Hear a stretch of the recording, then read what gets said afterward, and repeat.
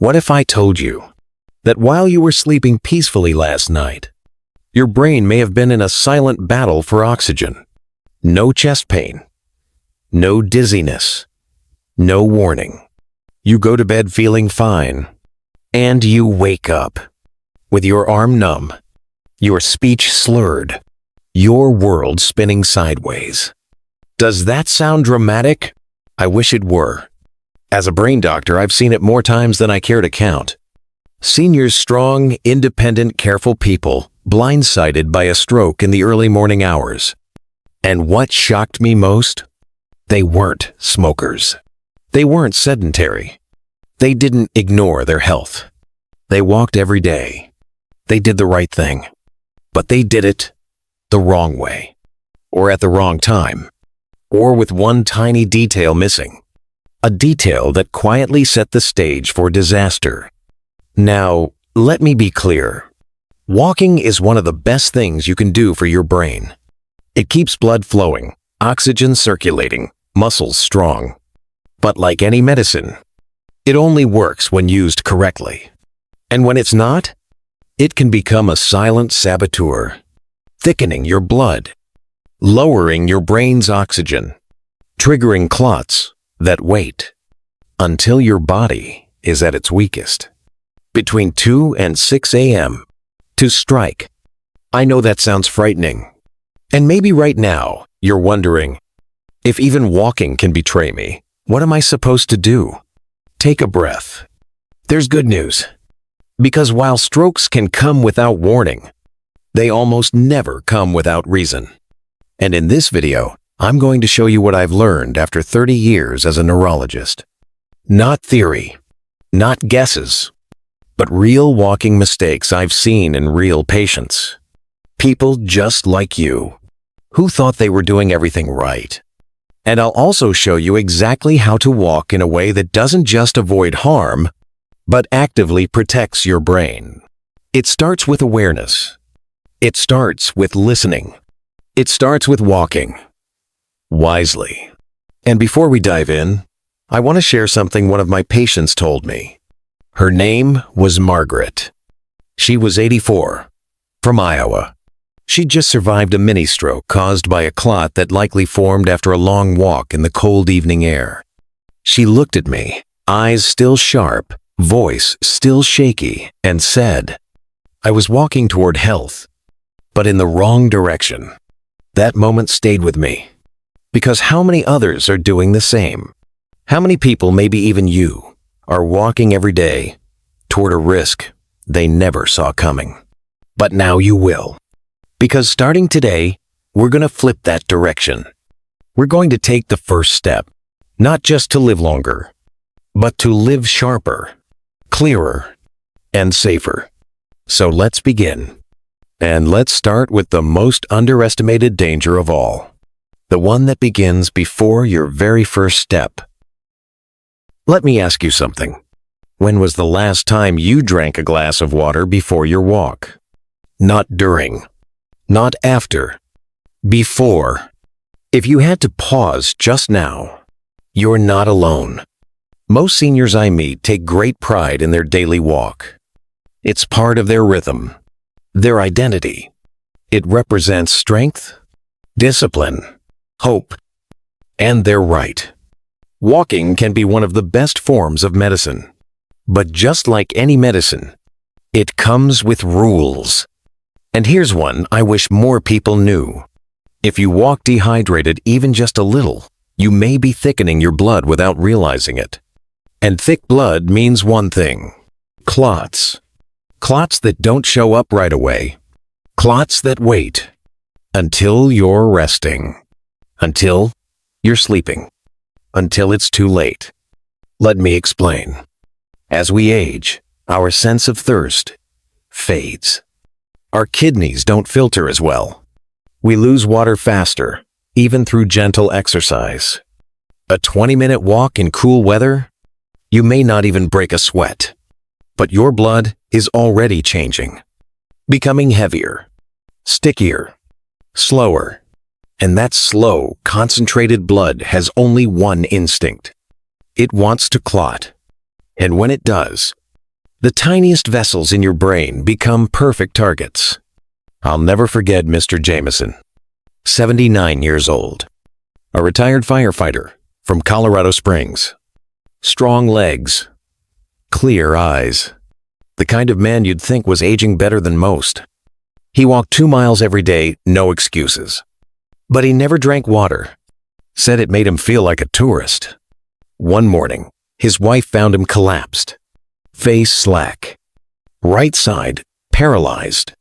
A massive stroke had torn through the left side of his brain. His heart, strong. Cholesterol, normal. No arrhythmias. But his blood, thick, dehydrated, clot-laden. The walk didn't hurt him. The way he walked did. And here's something even more surprising. Many seniors think dehydration is a summer issue. But in truth, it's often worse in winter. The air is drier.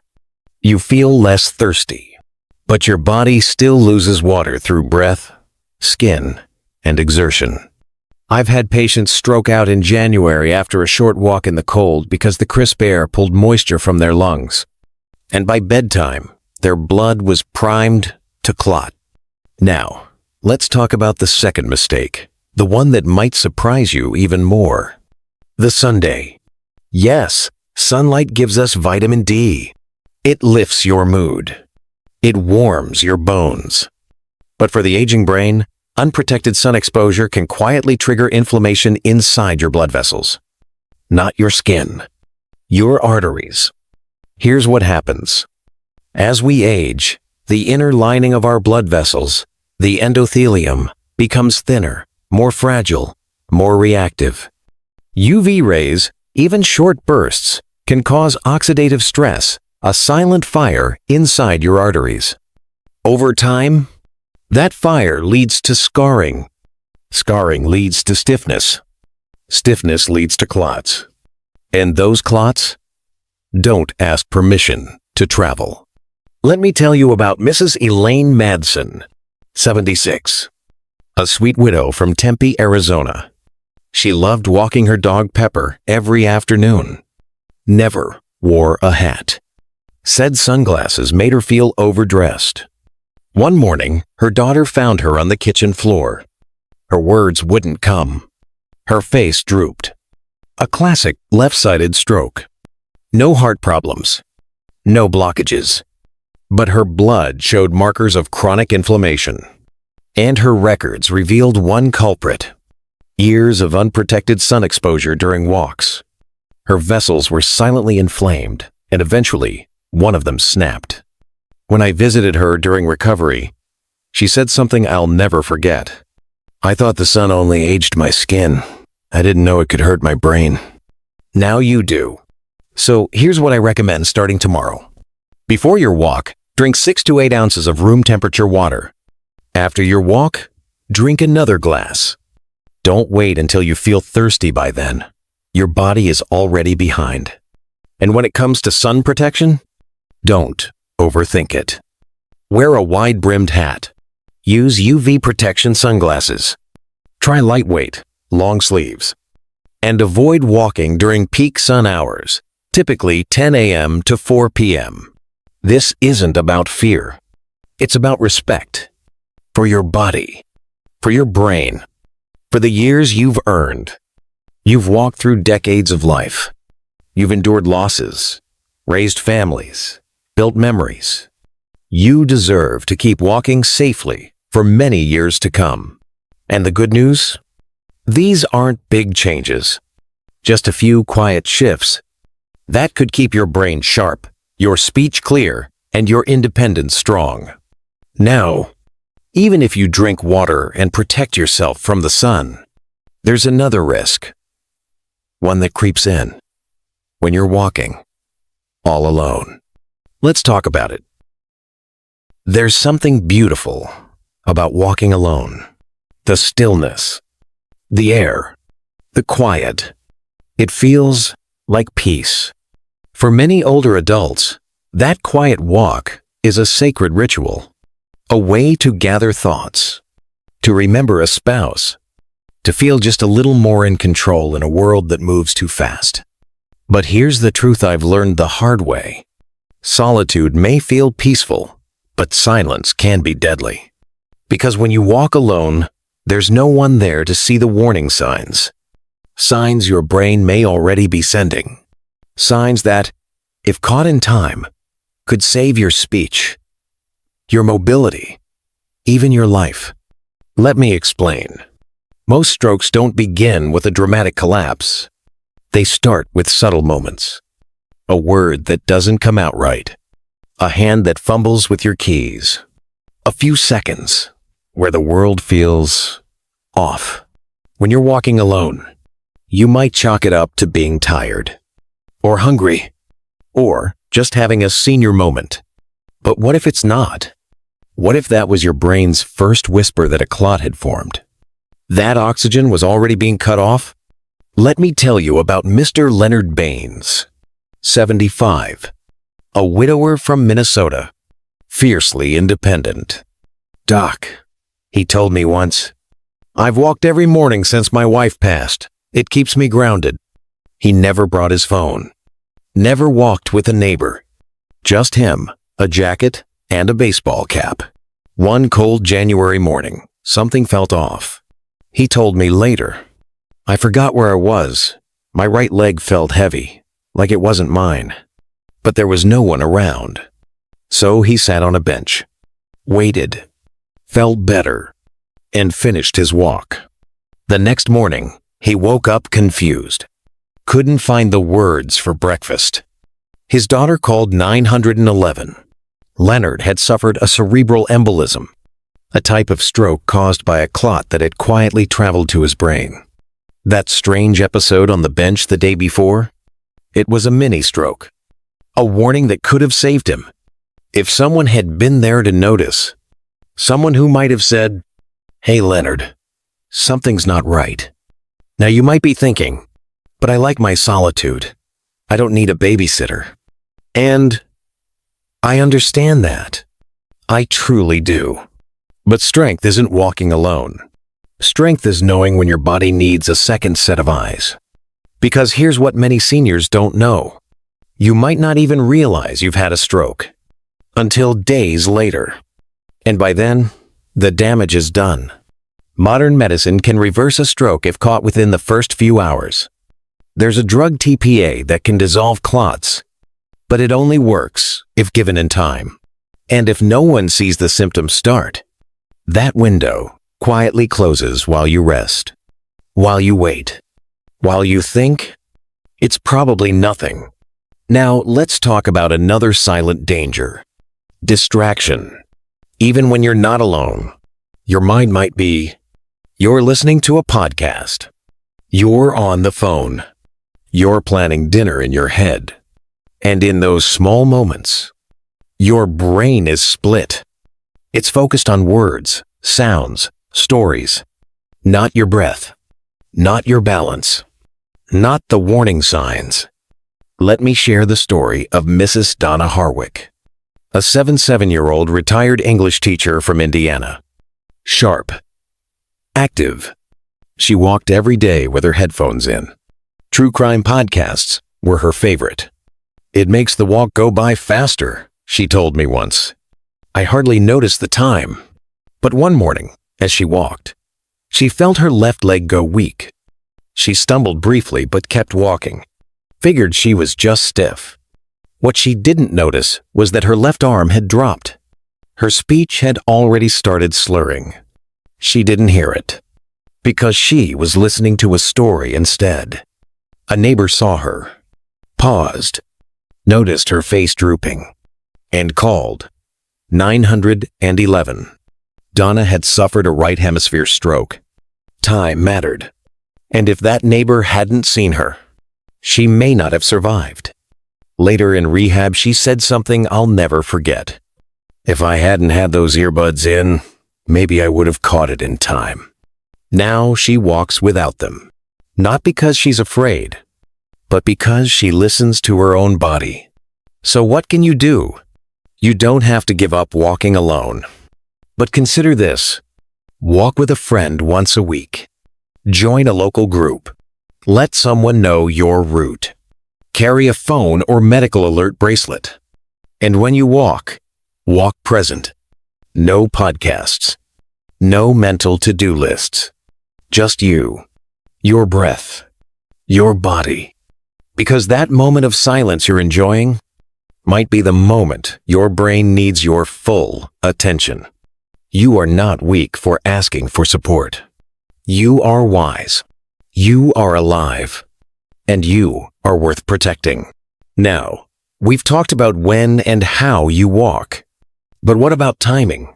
Could a simple walk after dinner, something so many people swear by, be increasing your stroke risk overnight? Let's talk about that. There's something comforting about a walk after dinner. The world gets quiet. The air feels softer. It's a moment to unwind, to help digestion, to reflect on the day. And for decades, many seniors have believed, rightfully so, that this is a healthy habit. But what if I told you that walking too soon after a heavy meal, or walking too late into the night, might be quietly increasing your stroke risk while you sleep? Let me explain why timing matters more than most people realize. When you eat a big dinner, something hearty, warm, satisfying, your body begins to shift. It diverts blood from your brain and muscles toward your stomach and intestines. This is called postprandial hyperemia, a perfectly natural process. But here's the catch. In younger people, the body adjusts smoothly. In older adults, especially with high blood pressure, diabetes, or stiff arteries, that shift in circulation can create a subtle, dangerous imbalance.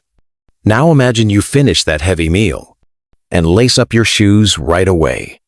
You head out for a walk, believing you're helping digestion. But your body's already busy. It's pushing blood to your gut. And now you're asking for more to your legs, your heart, your muscles. So where does it borrow from? Often, your brain.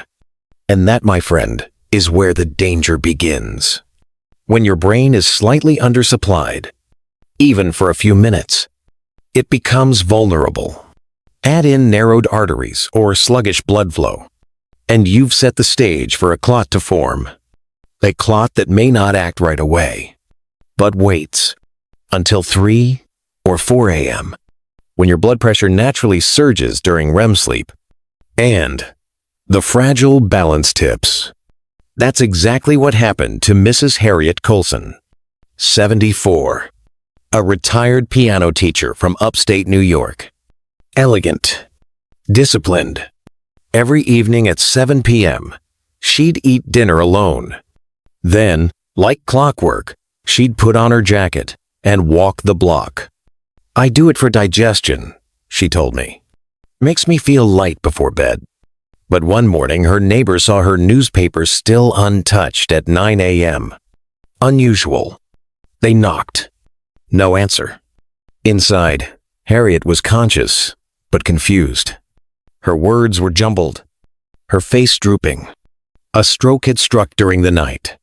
Blood tests showed no heart issues, no major plaque. But her overnight blood pressure had spiked, and her blood was thicker than usual, a sign of circulatory stress. She had eaten pork chops, mashed potatoes, a slice of pie, and went walking. Just 15 minutes later, her body, still digesting, had pulled blood away from her brain. And the walk added pressure. By the time she went to bed, her brain was vulnerable. The clot struck quietly. While she slept, no warning, no sound. Harriet survived. She's in speech therapy now, and she told me something I'll never forget. I thought I was doing the right thing. I didn't know walking too soon after dinner could take away my words. She's not alone. Thousands of seniors walk after dinner thinking they're helping their health. And in many cases, they are. But timing is everything. Here's what I now recommend to every older adult I treat. Wait at least 90 minutes after a heavy meal before going for a walk. If you must move sooner, keep it light. A gentle stroll. Some stretching. Simple housework. Avoid brisk or long walks late in the evening, especially past 8 or 9 p.m. And if you walk before bed, keep the meals small. Think soups, steamed vegetables, easily digested foods. Because here's the truth. Your brain is most vulnerable at night. That's when blood pressure spikes. That's when clots move. That's when the damage is often done. So, let your body rest. Let your brain recover. Let the walk be a gift, not a risk. Harriet walks again now. But now, she waits. She eats lighter. She listens. I finally realized, she told me, my body isn't 40 anymore. It's not about doing more. It's about doing it wisely. And she's right. And speaking of doing things wisely, let's talk about how you carry yourself while walking. Because even the way you hold your posture can affect the blood flow to your brain. Coming up next, the overlooked stroke risk hiding in your neck and spine. We often think of walking as simple, one foot in front of the other, a habit we've done for decades. We don't think twice about how we walk, or what we wear on our feet, or what surface we step on. But after 65, nothing is just simple anymore, not when it comes to your brain. Because the truth is, the way you move your posture, your shoes, even the ground beneath you, can silently affect the blood flow to your brain. And that flow, it's your lifeline. Let's start with posture. As we age, gravity pulls harder. Our shoulders round forward. Our neck tilts down. We stare at the ground, looking for cracks, trying not to fall. It feels instinctive, but it can be dangerous. Because when you chronically tilt your head forward, you compress the arteries in your neck, especially the carotid arteries, which are the main highways delivering oxygen-rich blood to your brain.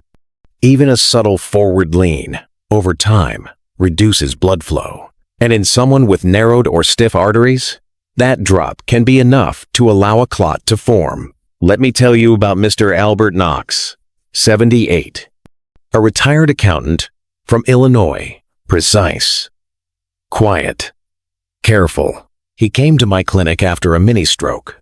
He'd felt lightheaded one morning. His left hand tingled. His words wouldn't form. It passed in minutes, but it shook him. His labs? Normal. Heart? Strong. But when I watched him walk, his posture was curved, neck bent almost 45 degrees, eyes locked on the sidewalk. He told me he started walking that way after a fall 2 years earlier. To be safe, he said.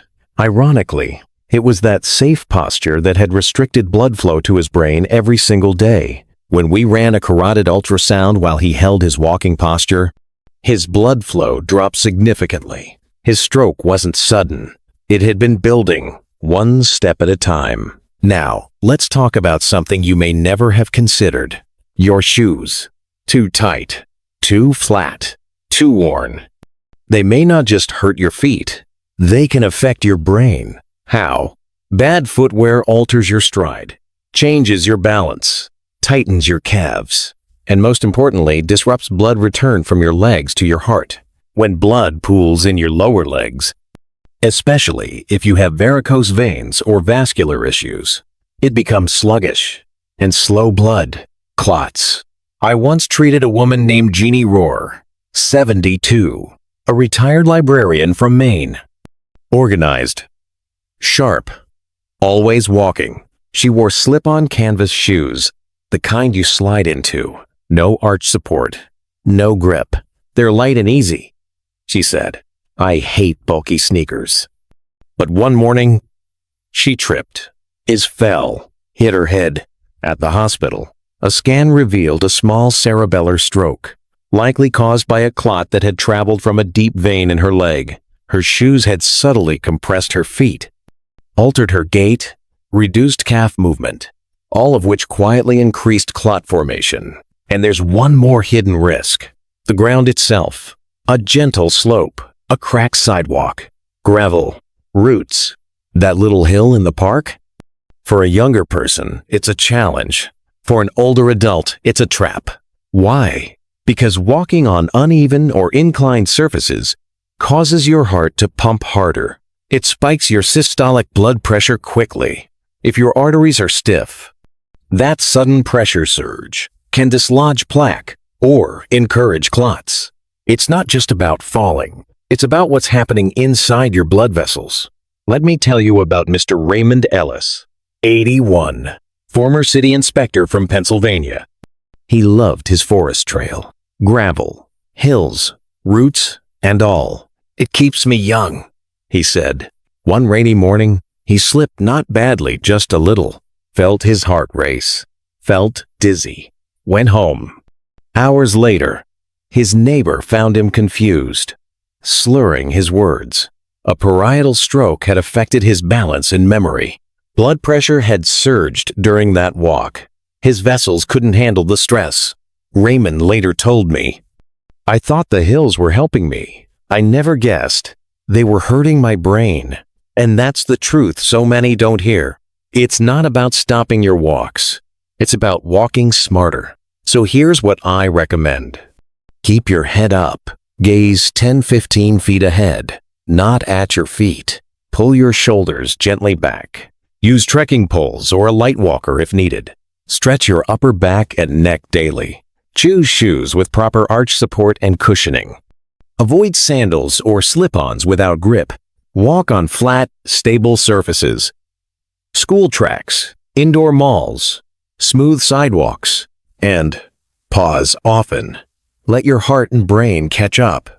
Because your body isn't trying to betray you. It's trying to tell you something. Every twinge, every stumble, every moment of fatigue is a message. Don't ignore it. Posture, shoes, terrain, they seem small. But they're not, because when it comes to your brain, nothing is small. And now you know better. And with that knowledge comes power. Let's keep going, because in our final section, I'll show you how to put all of this together into a simple daily routine that keeps you walking strong and safely. You've made it this far with me, and I want to thank you, not just for watching, but for caring enough to learn. Because the truth is, most people don't. They think a stroke comes out of nowhere, that it's just bad luck. But now, you know better. You've learned how simple habits, dehydration, poor posture, the wrong shoes, even walking alone or too late at night, can quietly raise your risk when your brain is most vulnerable. But this video isn't about fear. It's about freedom. Because when you understand the risks, you gain the power to walk differently, to walk smarter, to walk with confidence. So here's what I want you to remember. Just 6 simple shifts. First, hydrate before and after your walk. Don't wait until you're thirsty.